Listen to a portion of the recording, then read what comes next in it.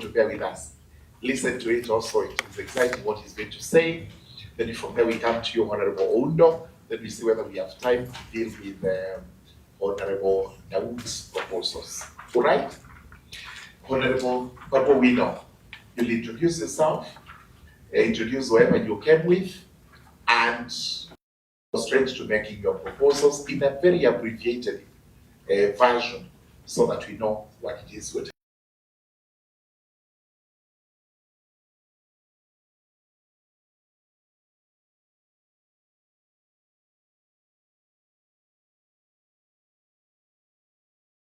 Thank you so much, Honorable Babu Owino. It's your time.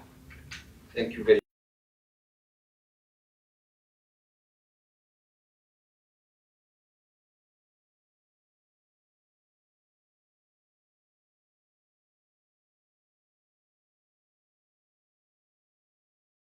Bill to amend the Criminal Procedure Code. And Chairman,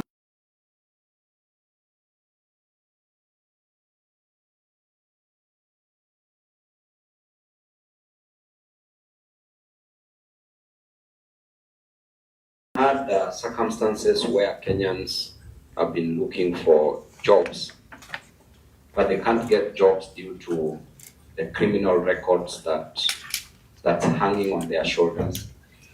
Chairman, once a member of the society is convicted and a person serves a sentence, either in prison or fined, or both, then Chairman, this person, they're always required, the moment they've cleared the service and they're looking for a job, they're always required to produce a clearance certificate from the Directorate of Criminal.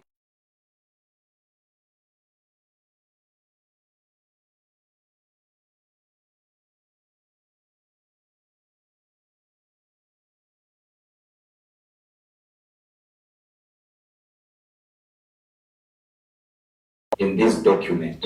So the moment you go look for a job,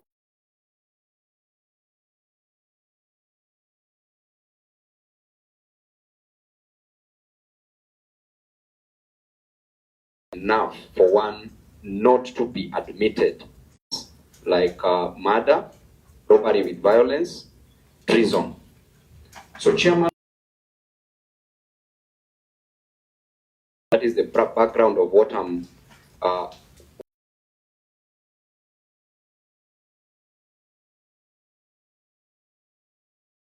Ibrahim Kingori Joki, who served for 6 months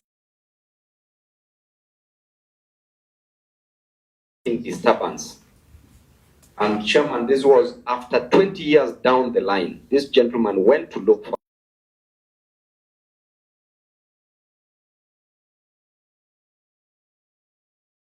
So this gentleman did a petition to the court,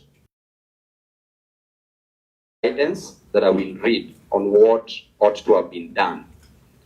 So you find such a Kenyan who had served and was rehabilitated, because that is the essence of the sentences. So such Kenyan law.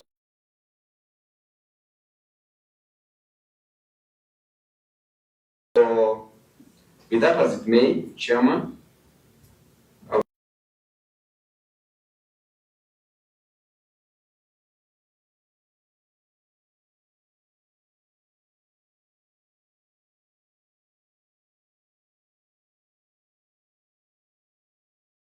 lacuna in the law relating to expunging of criminal records in the interest of justice, where police clearance certificates are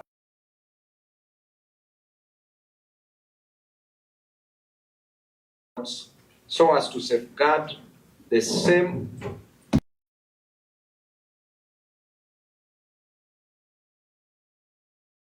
procedure is to be applied.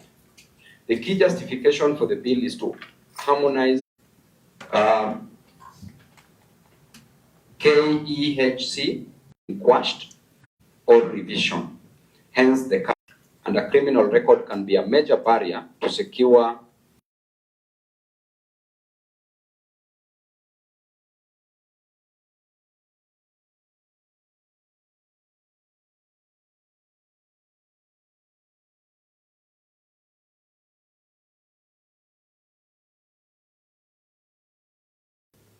or defined by past mistakes.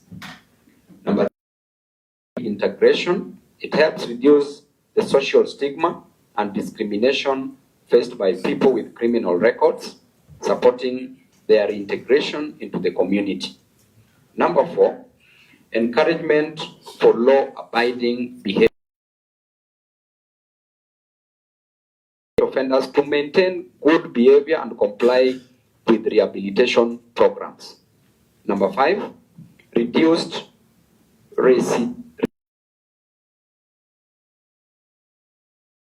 stable jobs, housing, and community support. They are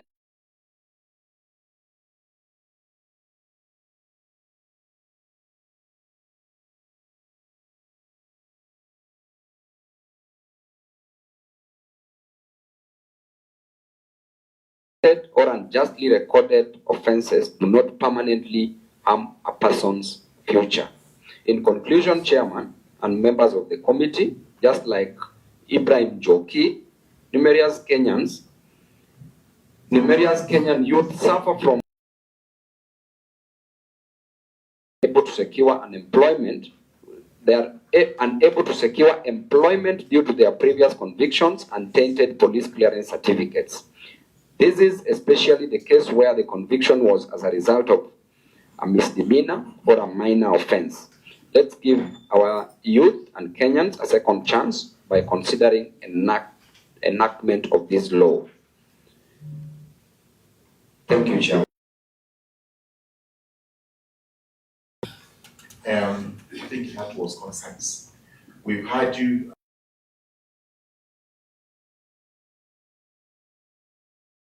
Especially for legal academic arguments, so that we are able to understand what we are doing.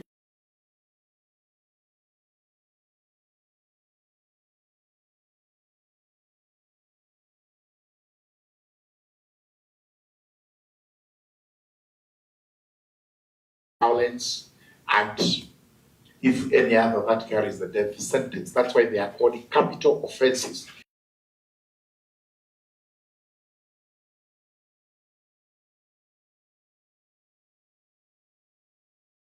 Sentence, which means we will not have any capital offenses after that.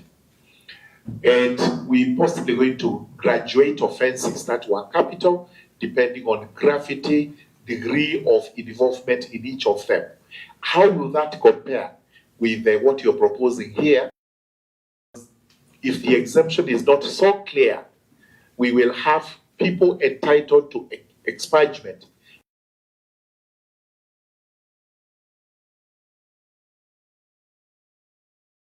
Years, and here it is 10 years, but for capital offenses, no expungement. That's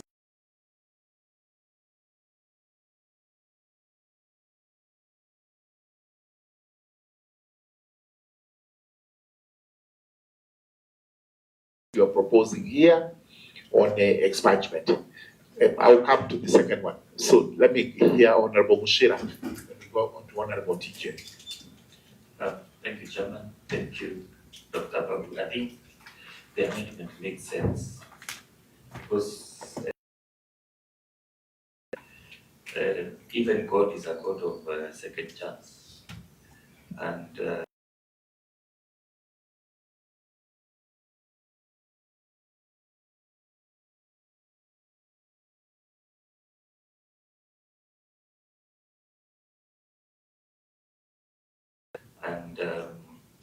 also probably applying the principle of double jeopardy. We should not subject these people to sexual offenses. I think that is the case.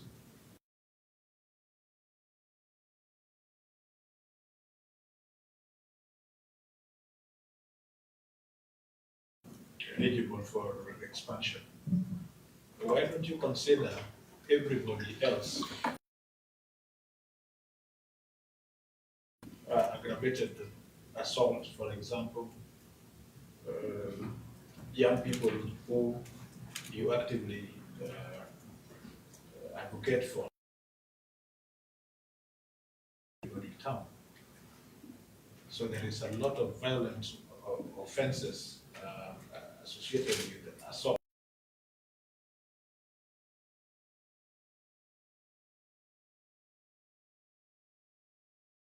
That they have assaulted, already their rights have been affected.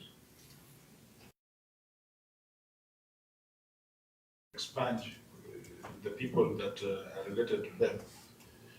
It causes a problem for those people who, the victims of assault and violent crimes. That is number one. Two, the principle of sentencing and the principle of penal penal penal conviction.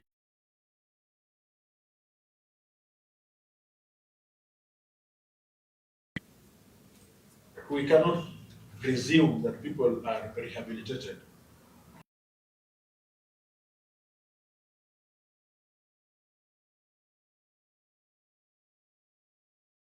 Two or 3 years post sentencing or post conviction.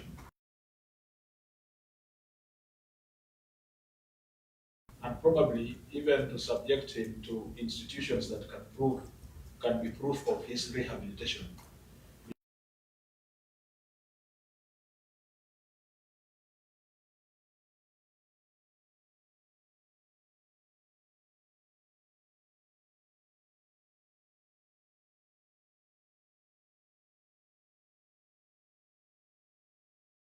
Juvenile offenses. I would have thought that juvenile offenders would be the ones who would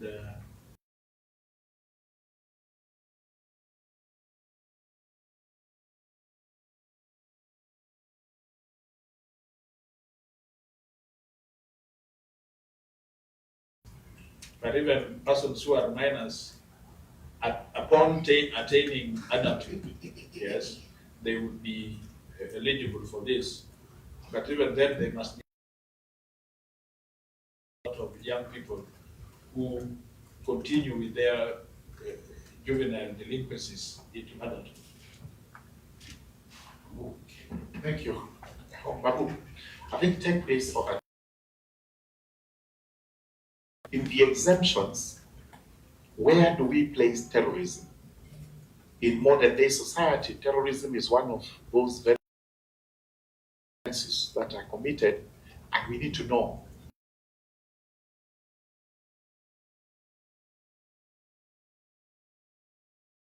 it expunged after the period of sentence is over.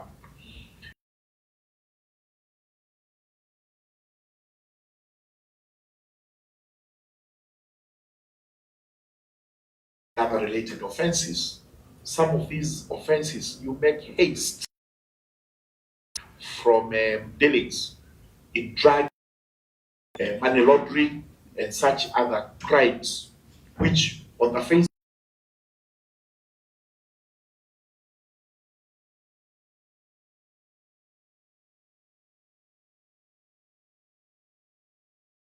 we made an effort to try and exempt them. We didn't succeed because we felt corruption is again a very serious offense in the country.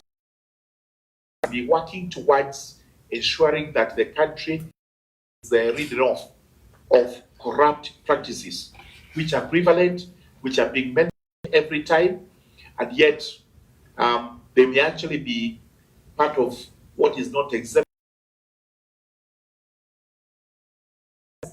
And then after that, it's expunged, and I'm back to my usual practice without.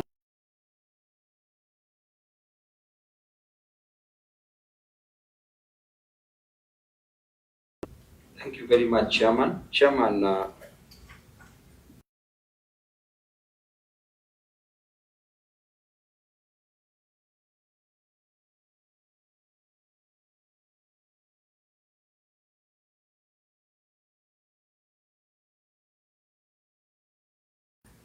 like capital offenses, which attract a penalty of a death sentence.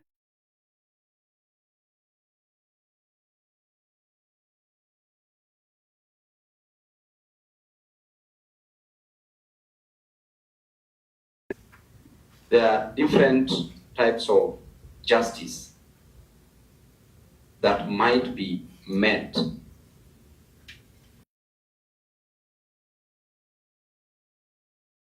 Types of justice. Among them, the retributive justice outside his house. So the moment he used to kill these children, police would come for him and he'd be charged for murder. So he served different sentences for different cases. Then one day, one person committed an offense in a similar way. Then this person, the police went direct to him because the police thought that this type of killing has always been committed by a specific person. So he was arrested, convicted. Then upon appeal, he was released. After being released, the court said that they relied on the contemporaneous similar fact evidence, that the fact that this person has been killing in a specific way and burying in a specific way does not mean that he's the one who killed the other person without proper evidence. So, Chairman, this brings us back to the issue of the habitual offender. And the essence of the service is that you are found guilty and therefore you are being punished and you are done.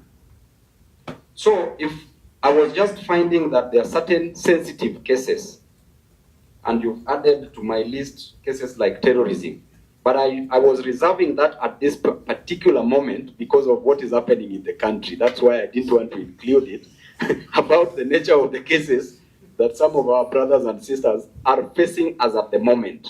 So if I would have included it, they would have thought that probably, why is Babu trying to bring this into law for us to be punished? That is why I exempted it. But serious terrorism cases can be looked into, Chairman, because that is a serious threat, save for the maandamano terrorism charges. So when it comes to the sexual offenses, Chairman, these are very sensitive matters. When we talk about the gender issue, the female, if I would have not included this here, Chairman, as a politician, you would see even people marching here tomorrow saying that why is Babu supporting such offenses? So that is why I saw that it is a very sensitive case. And in South Africa, it is one of the cases that has been exempted, that there can be no clearance for that. My brother was in support the principle of double jeopardy, that you don't need to be punished twice. You've already served, you've already cleared yourself, and you having this tag on your back might lead, Chairman, to you even committing more crimes. Because if there is no job and you cannot be accepted into the community, into the society, because of the stigma and the thought that you are forever a criminal, then this person might find a prison a better place to live in and might decide to commit other crimes to go back there.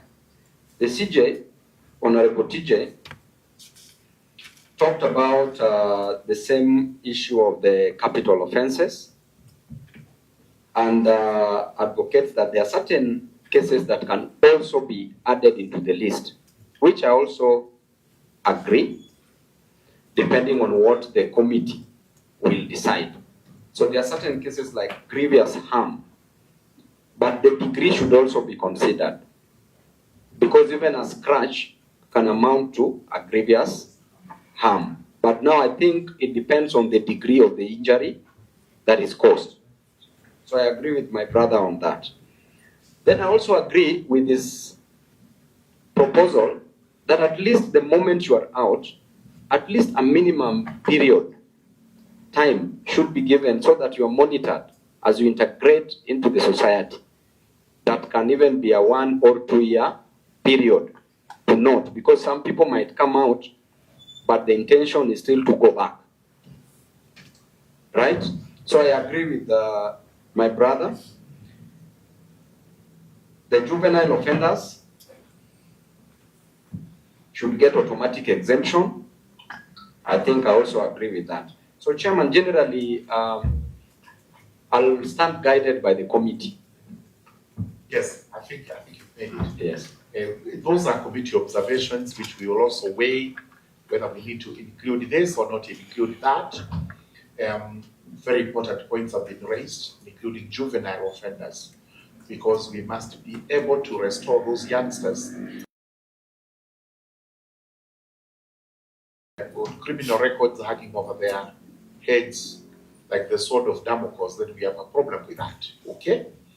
I think. Thank you so much, Honorable Babu. We will release you so that we listen to Honorable Owino on his proposal.